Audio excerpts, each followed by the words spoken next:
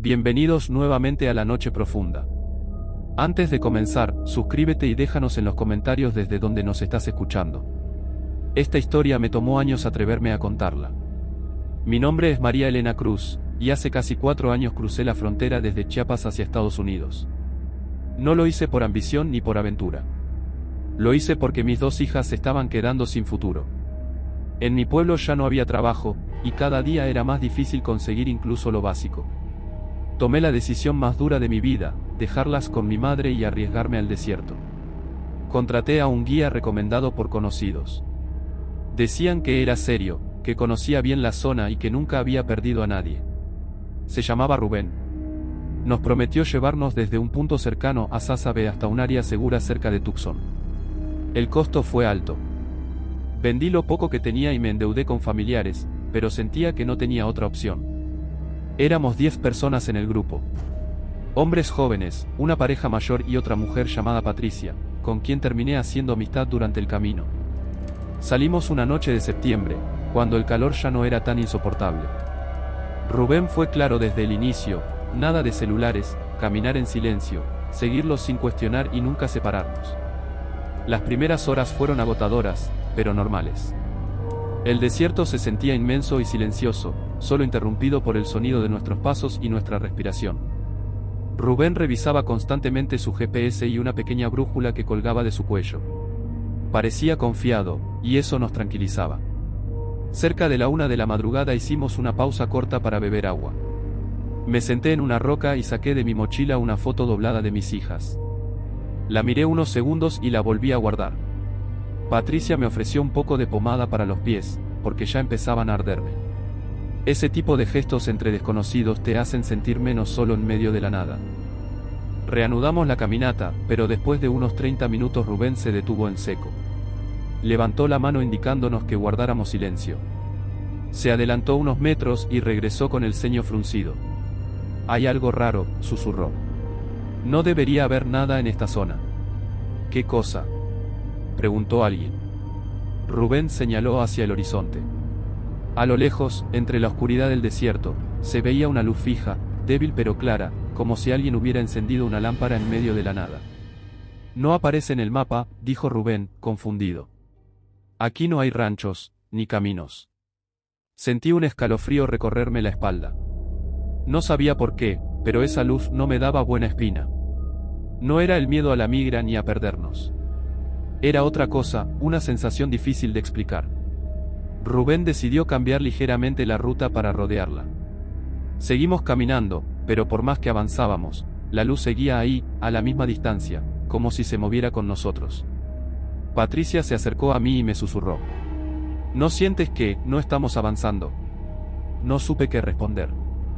Solo apreté más fuerte la correa de mi mochila y seguí caminando, sin saber que esa noche el desierto iba a demostrarnos que no todas las rutas llevan a algún lugar. Seguimos avanzando durante casi 1 hora más después de rodear la luz.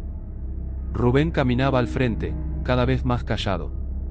Ya no revisaba el GPS con la misma seguridad de antes.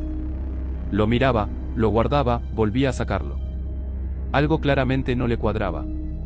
El terreno empezó a cambiar. Más piedras, arbustos más densos, zonas donde teníamos que avanzar con cuidado para no resbalar. En un descuido, uno de los hombres cayó y se raspó el brazo. Nadie se quejó. El cansancio ya era más fuerte que el dolor.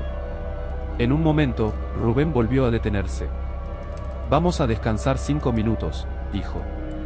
«Necesito revisar algo». Se alejó un poco del grupo y encendió su GPS. Desde donde estaba pude ver la pantalla parpadear. Patricia también lo notó. «¿Pasa algo?», le preguntó cuando regresó. Rubén dudó antes de responder. «El aparato está fallando, pero no se preocupen. Conozco esta zona». No sonó convencido. Yo sentí como el nudo en mi estómago se hacía más fuerte. Reanudamos la marcha. El cielo seguía completamente oscuro, pero el aire empezaba a sentirse distinto, como si la noche se estuviera estirando más de lo normal. Caminamos en silencio hasta que, de pronto, alguien detrás susurró: «Ahí está otra vez». Todos volteamos. La luz había reaparecido. No estaba más cerca, pero tampoco más lejos. Exactamente igual que antes. No es posible, murmuró Rubén. Cambiamos de dirección. Intentó ignorarla y nos indicó seguir recto. Pasaron 20 minutos. Luego 30. La luz seguía ahí, siempre al frente, siempre a la misma distancia. No importaba si girábamos ligeramente o si Rubén corregía el rumbo. Esto no está bien, dijo la pareja mayor. Ya deberíamos haberla dejado atrás. Rubén se detuvo de nuevo. Esta vez sacó la brújula. La observó en silencio y luego levantó la vista, pálido. Estamos caminando al norte, pero algo nos está regresando. ¿Cómo que regresando?, preguntó alguien molesto. No estamos dando vueltas. Rubén no respondió. Encendió de nuevo el GPS. Cuando nos mostró la pantalla, sentí que el suelo se me movía. Las coordenadas eran casi idénticas a las de hacía más de 2 horas. Eso es imposible, dijo Patricia. Hemos caminado todo este tiempo, lo sé, respondió Rubén en voz baja. Pero según esto, no nos hemos movido. El grupo empezó a alterarse. Algunos querían regresar por donde venimos. Otros exigían seguir avanzando. Nadie sabía qué decisión era la correcta. Fue entonces cuando vimos movimiento frente a nosotros. No era la luz. Eran personas. 7, y tal vez 8 figuras caminando lentamente hacia nosotros desde la oscuridad. Pensé que era la migra y sentí que el corazón se me iba a salir del pecho. Pero Rubén negó con la cabeza. No, ellos no se mueven así. Las figuras se acercaron lo suficiente para distinguir sus rostros. Eran migrantes. Su ropa estaba sucia, rota. Sus ojos hundidos. Uno de ellos levantó la mano. ¿También están tratando de salir?, preguntó. Nadie respondió de inmediato. Llevamos días aquí, continuó. Caminamos, pero siempre volvemos al mismo lugar. Y cuando cae la noche, aparece la luz. Sentí que el aire me faltaba. No estábamos solos. Y eso lo hacía todo mucho peor. Los dos grupos nos quedamos mirándonos en silencio. Nadie sabía qué decir. Ver a esas personas, tan parecidas a nosotros pero visiblemente deterioradas, fue como ver nuestro propio futuro reflejado. Nuestro guía se fue, dijo uno de ellos. Dijo que volvería con ayuda, eso fue hace 2 noches. Rubén respiró hondo, intentando mantener la calma. No podemos quedarnos aquí, dijo. Si seguimos separados, no saldrá nadie. Caminaremos juntos.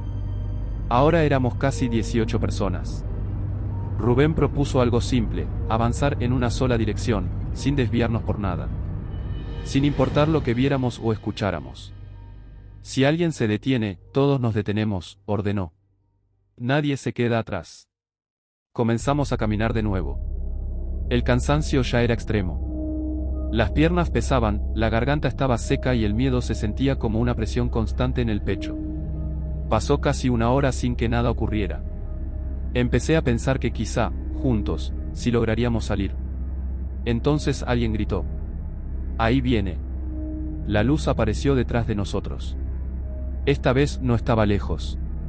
Era más intensa, más grande. Se movía lentamente, como si nos estuviera siguiendo con paciencia. Rubén gritó que no volteáramos, que siguiéramos caminando. Algunos comenzaron a rezar en voz alta. Otros lloraban en silencio.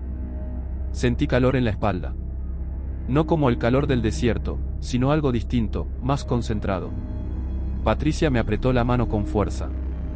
¿La sientes?, susurró. Asentí sin atreverme a mirar. La luz se acercó aún más. Podía escuchar un zumbido bajo, constante, como si vibrara en el aire. Cada paso se hacía más difícil, como si el suelo nos jalara hacia atrás. No corran, gritaba Rubén. No se separen. Alguien cayó. 2 personas se detuvieron a ayudarlo. Por un segundo pensé que todo había terminado. El zumbido se volvió más fuerte, el calor insoportable. Y entonces, de golpe, silencio. La luz desapareció. No se apagó. No se alejó. Simplemente ya no estaba. Nos quedamos quietos, jadeando, sin atrevernos a movernos. Pasaron varios segundos hasta que alguien se atrevió a hablar. Se fue. Rubén miró a su alrededor, incrédulo.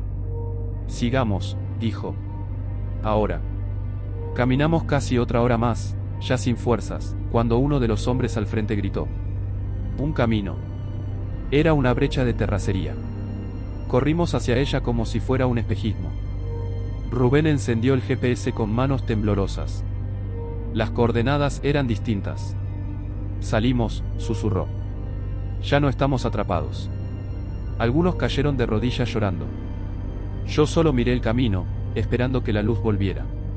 Pero no lo hizo. Aún no caminamos por la brecha sin saber cuánto tiempo había pasado. El cielo empezaba a aclararse apenas, como si el amanecer dudara en llegar. Nadie hablaba. El silencio ya no era por miedo a ser escuchados, sino porque ninguno tenía fuerzas para procesar lo que habíamos vivido. Rubén revisaba el GPS cada pocos minutos. Esta vez funcionaba bien. Las coordenadas se movían, avanzaban.